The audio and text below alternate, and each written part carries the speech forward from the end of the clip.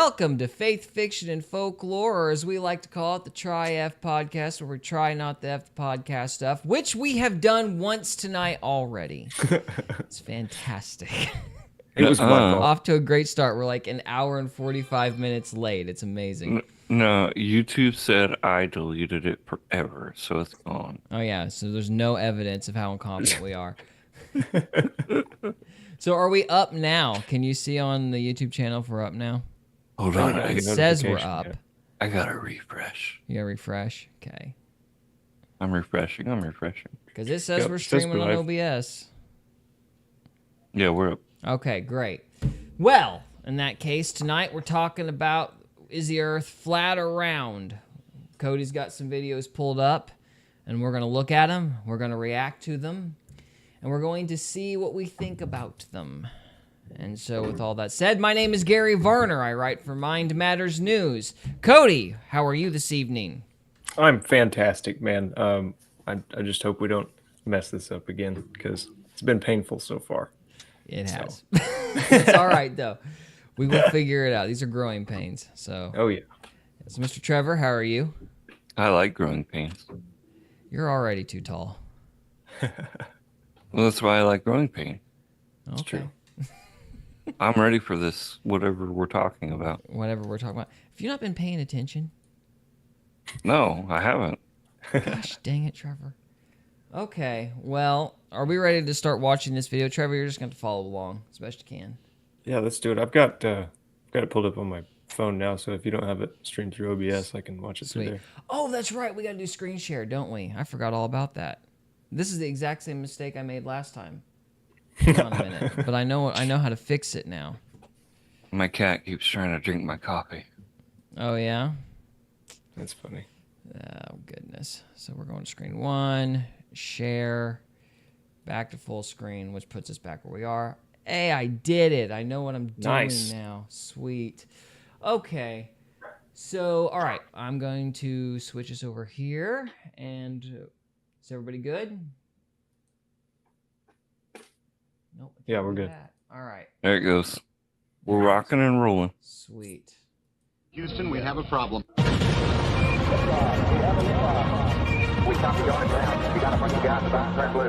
What you're seeing here is a mirage. When you see no You curve, have to come way up on the but you know volume. you should. Yeah, we can't hear it. Still. Who you all gonna right. call? Hold on a minute. Globe Busters. Ah, I can hear it Come on, on a everyone. live stream. But Jaronism here again. This on time, Zoom. answering those who said I wasn't about bringing any now? evidence. So I decided I'd just better. debunk the minute physics 10 reasons we know the Earth is flat. So here goes. 10 reasons, 10 debunked. Click the link to watch those first, or follow me. Number 10. I'd go up The a other little planets more. are round. Telescopes Sorry? are made with convex lenses, I'd go up folks. just a little more. Before them, all anyone saw in the sky were stars and wandering stars. That was it. Egypt worshipped the lunar What disk, now? and the ancients worshipped the solar disk. Here's my photo of the lunar disk. Not a sphere. One side always faces us. No hotspot because it's a disk. Number 9. Time zones. No edge jokes, What about now? just edge understanding.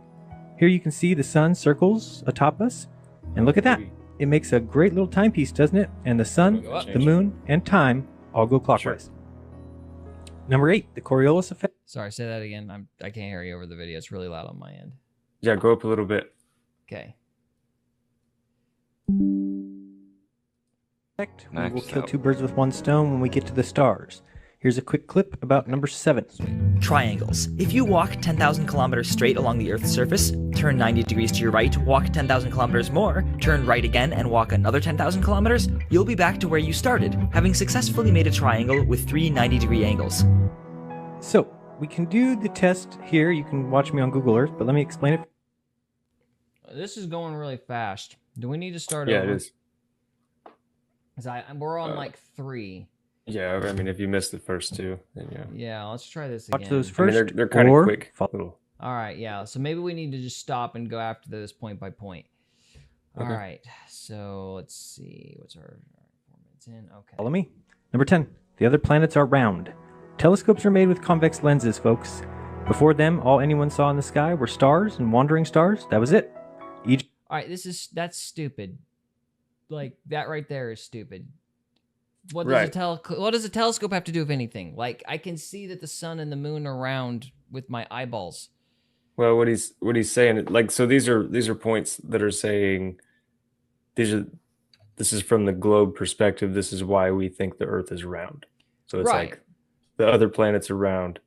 We can see them with a telescope. But so if you take like a square truck headlight Uh-huh. a mile away, it's going to look round, right? Yeah. Okay, so that's Yeah. all he's saying. Okay. Got it. Egypt worshipped the lunar disk, and the ancients worshipped the solar disk. Here's my photo of the lunar disk.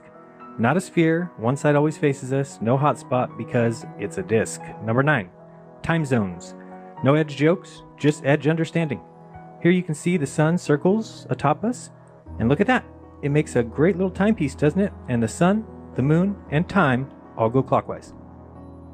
Number 8. The Coriolis Okay, effect. okay. We will kill two birds with one stone. I'm confused. So how does that prove one theory or the other? I don't Like, think he's. I don't Am I think he's trying. misunderstanding something? Like, is it not necessarily trying to... Is it trying to prove that the Earth is flat, or is it just saying that, like, either theory works? I think he's just talking about it, getting it set up.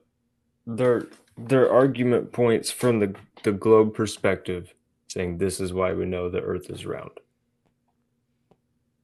Yeah, And but he's it's going. like time zones. I've never understood, like...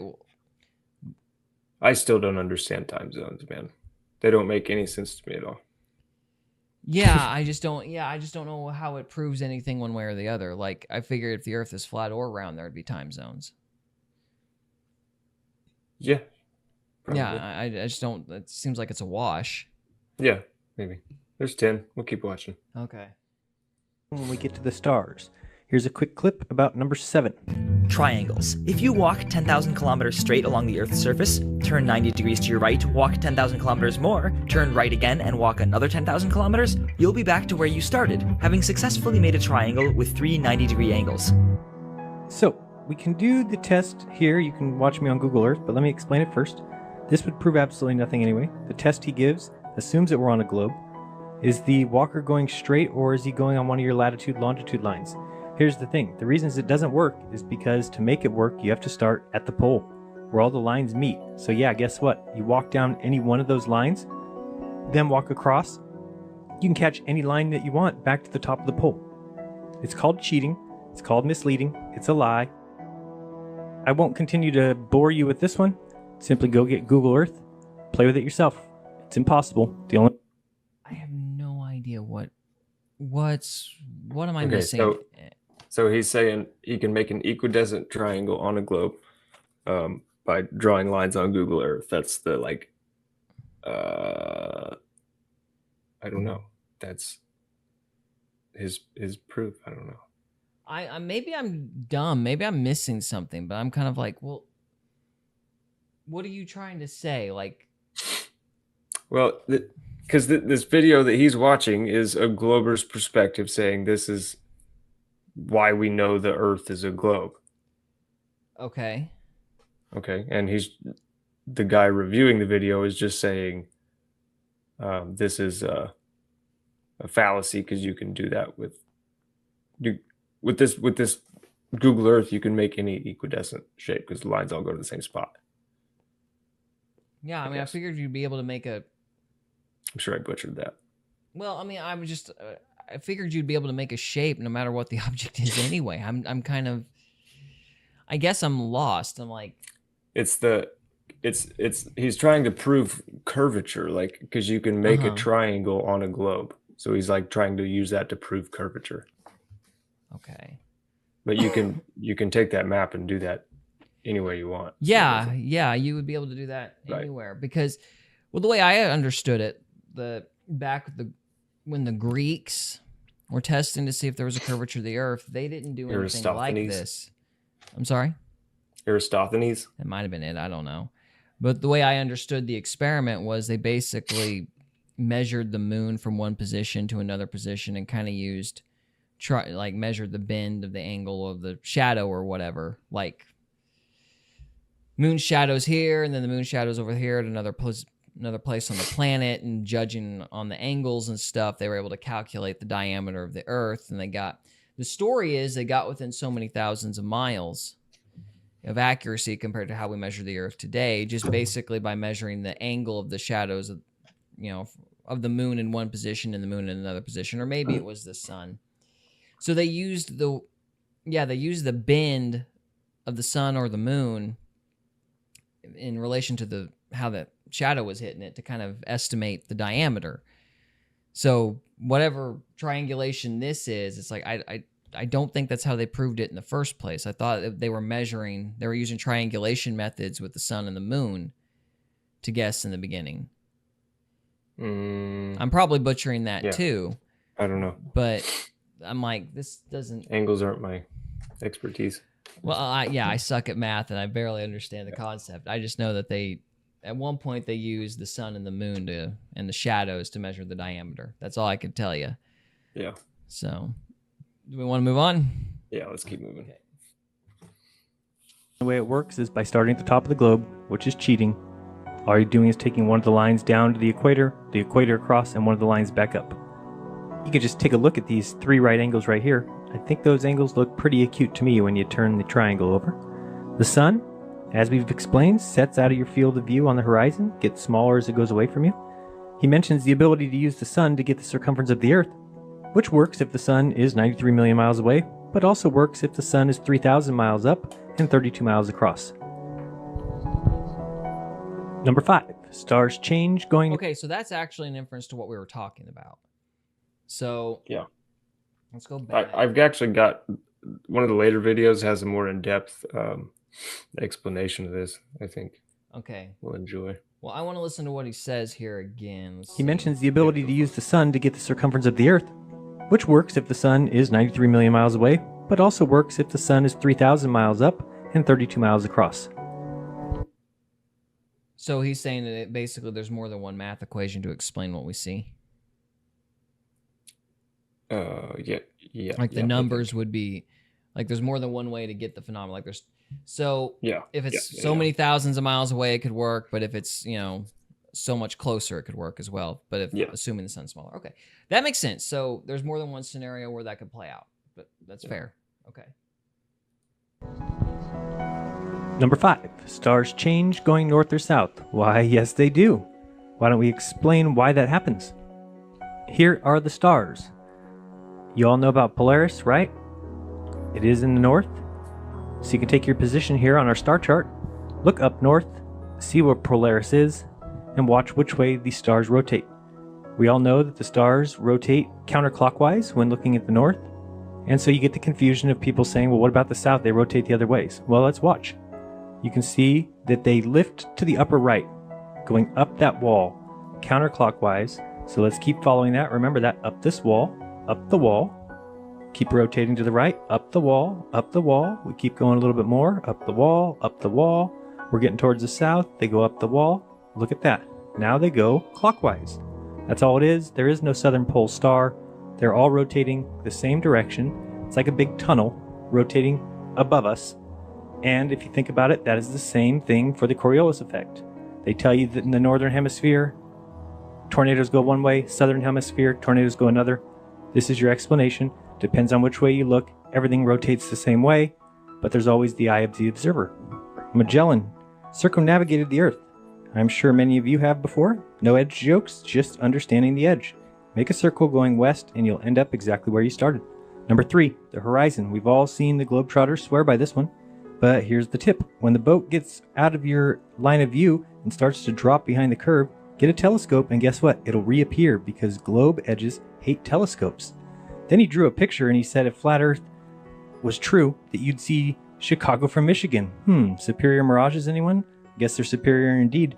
Then he drew the Rockies behind his buildings and said if Earth was flat, we'd be able to see those too.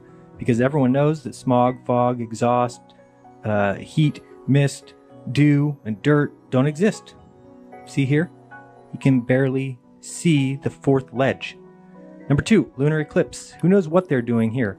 One thing is for... So I'm not seeing like reasons to think that the Earth is flat. I'm seeing like basically there's competing hypotheses.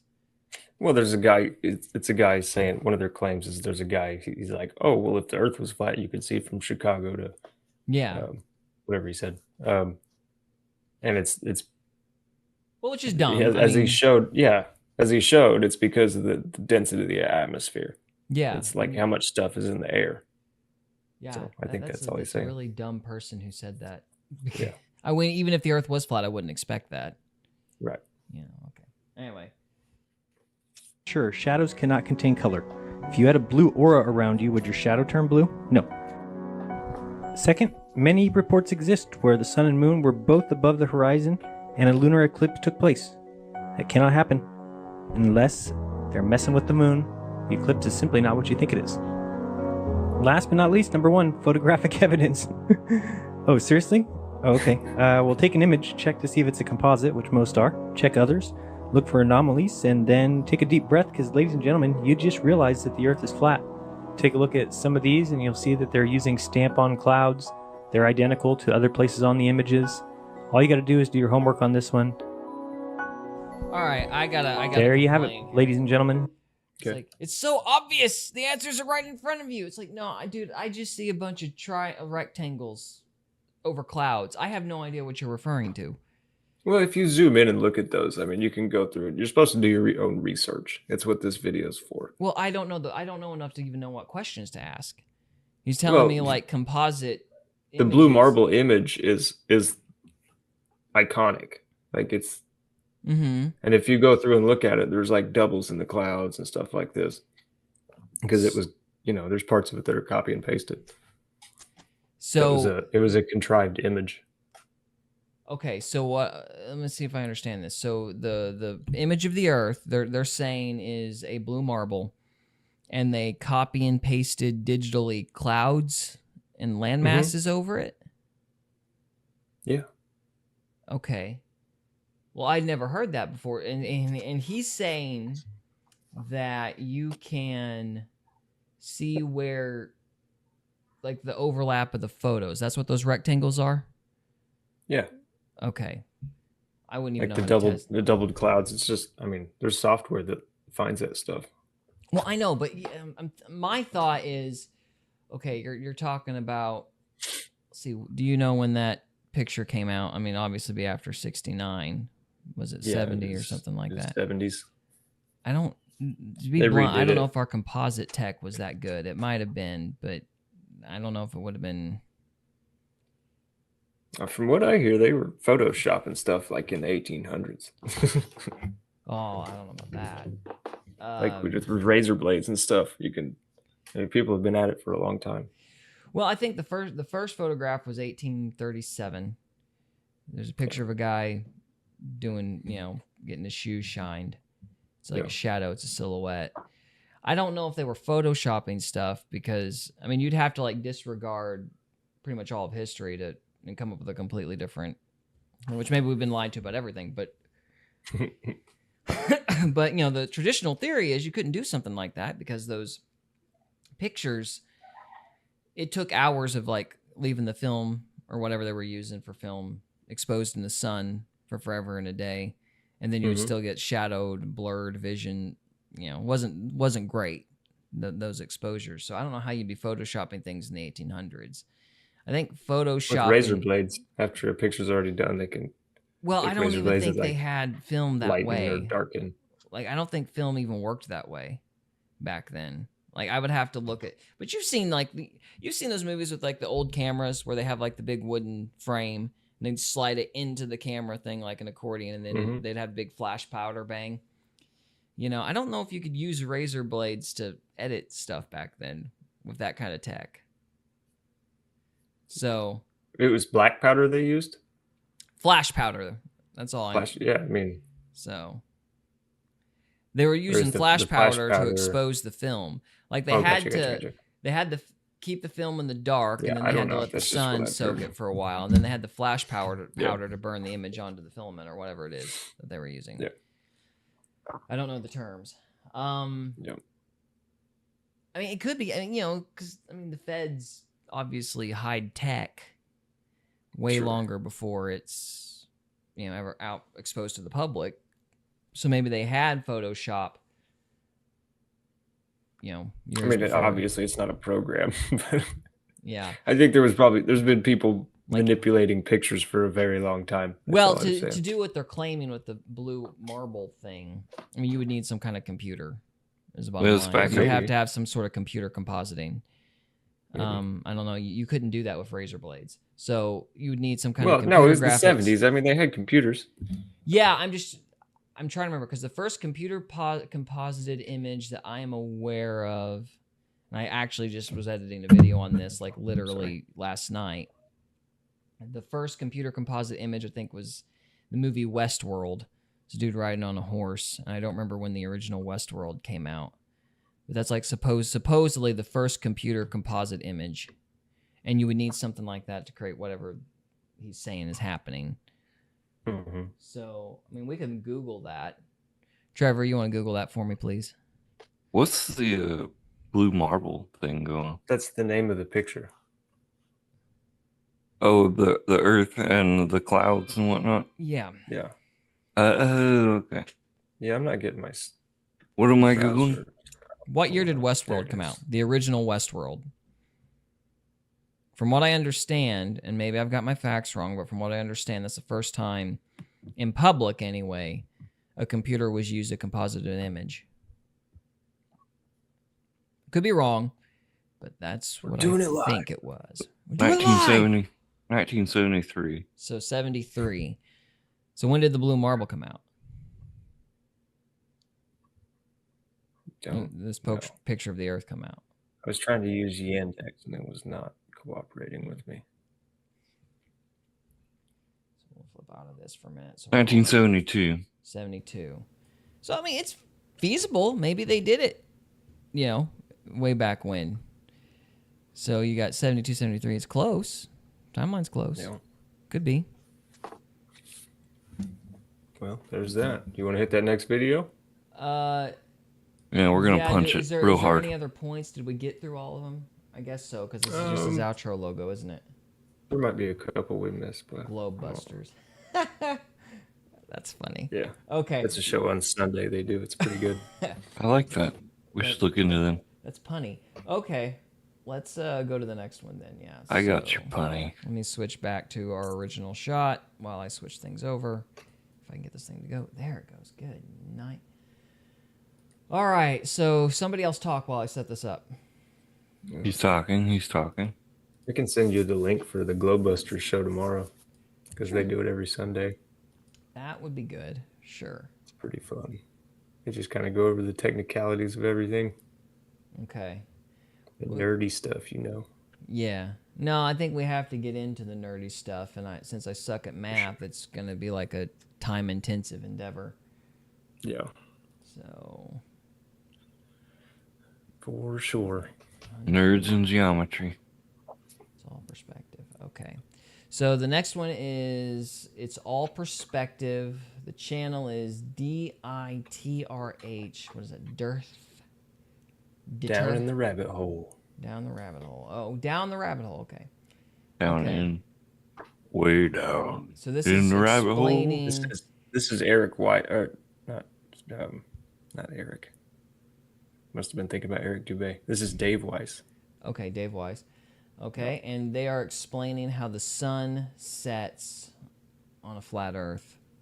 Yep. And okay, the mechanics of it. All right, so here we go. And of course, YouTube's got to add its censorship. Wikipedia. The flat Earth is an archaic and scientifically disproven conception of Earth's shape. Just in case you were wondering, we don't agree with this, and we got to tell you because you're too stupid to come up with your own opinion. So suck on our opinion, plebs. Anyway. Where do I set?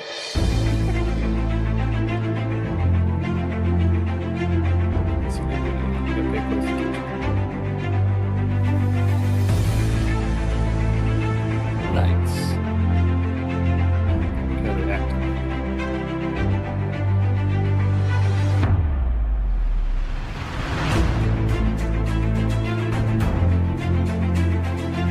Line of sight. Let's read this. The cloud remains at a constant height. Okay, so I guess that's a good point because the podcast, we do need to explain this. So what we are looking at is a man looking up. The cloud remains at a constant height. And then we got a picture of a dude looking up at a cloud, and then we got this line that says the horizon. Yep. So that's his eye level is the horizon, right? Yeah. Perspective. Okay. So watch what the cloud does. Okay. Well, maybe I'm getting ahead of myself, but I gotta like challenge this idea here. So the clouds remain at a constant height. I don't think we actually know that. Is he claiming that the cloud Just remains watch at a the constant video. height, or is he like saying like that's like our basic assumption, like in the math equation, the cloud stays the same, and if that's the case, this is what you're going to see, or how am I I articulating? mean, clouds form differently at different elevations, right? Yeah, and they move So up that and down cloud- based on that wind cloud currents and changed stuff. elevation. Yeah, If that well, cloud changed elevation, it would come apart in theory. So just go for the sake of the video. Just go with it. okay. I don't know if I agree with that, but okay. All right, we'll go with it.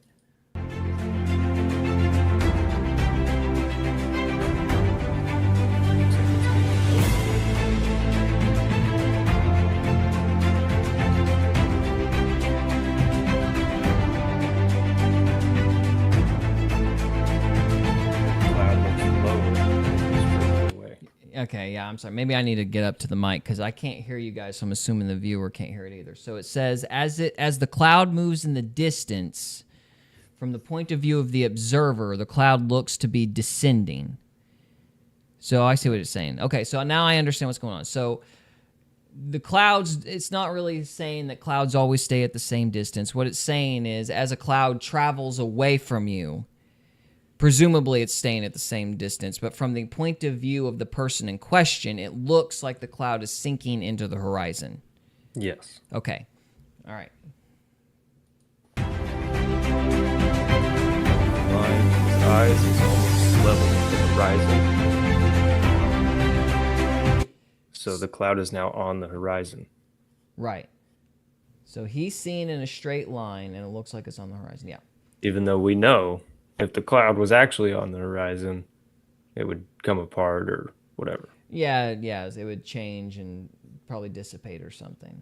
Yeah. Okay, got it.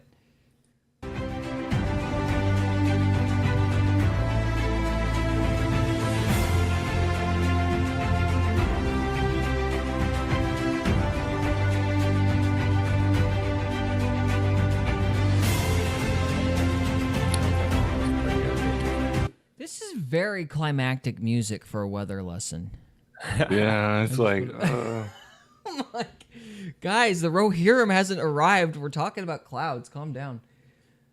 Okay, so what we're looking at is we see that the line is not level from the point of view of the second observer. Yep.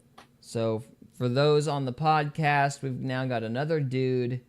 He's looking up as well, but he's standing in the opposite direction of dude number one. The horizon line is still in the same place. So now dude number one is looking at a cloud above dude number two's head. Yeah. But in theory, well, I mean, he wouldn't be able to see him because he's on the ground, but Yeah. because you're looking through density. Oh, anyways, you can keep going. Yeah.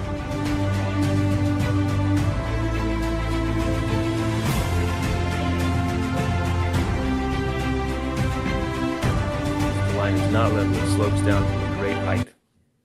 Okay, say that again, Cody. So the line from the first observer to the cloud above the second observer should be straight, but it descends at a great rate. Okay, I'm getting stupid again. I'm having a hard time conceptualizing the issue. I followed part one easily enough. So, The second observer is just giving you a placeholder for where the cloud is okay. from the point of view of the first observer. Okay, so looking at this picture, we still got the 90-degree angle from dude number one, and the cloud is directly above dude number two's head. Yep. And the horizon's in the same place. So I don't know if that illuminates anything for anyone or not, but well, let's just say dude number one is Gary, and he's watching the cloud. And dude number two is Cody, and he's watching Gary. Okay, so the dude's not looking up at the cloud. He's looking at observer number 1. Is that right? I don't think it mentions what the second observer is doing yet. I think we're talking ahead of ourselves. Okay. Oh. All right.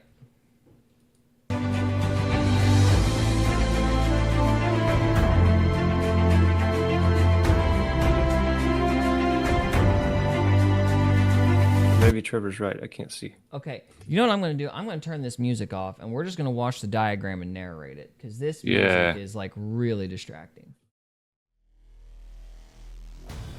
We hope you enjoyed this episode of Faith, Fiction, and Folklore.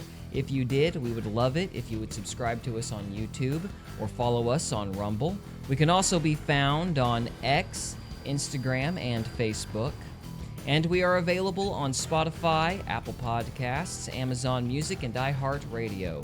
Thank you again very much for listening, and we'll see you next time.